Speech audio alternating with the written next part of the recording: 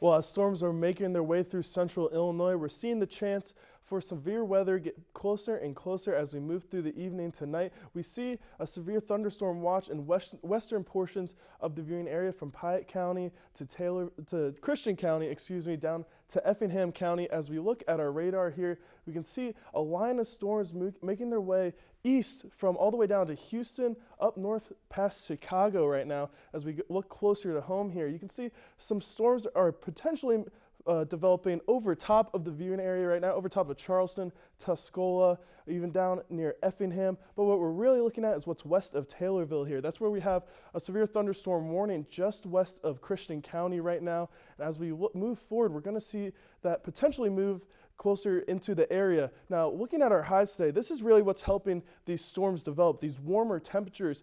Storms need that energy from the sun and the warmer temperatures, and we saw temperatures get into the 80s today. That's really helping to fuel the potential for severe weather. Our area conditions right now, we're starting to cool off. You can see that it's saying we're having storms here in Charleston. We are not quite yet. I was just outside looking.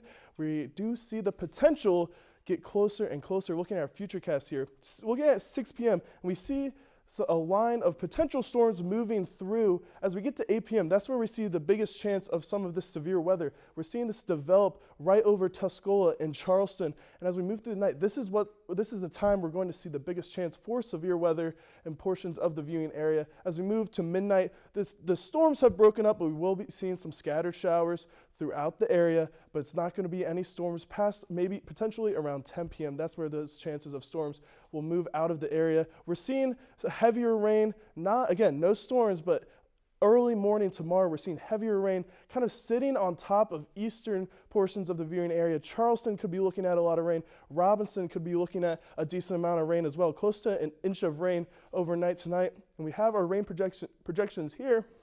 And again, southeastern areas, that's where we're going to see the heaviest rain because that system is going to slow down and stop right over top of areas like Robinson, looking at an inch and a half of rain, 1.3 in Terre Haute.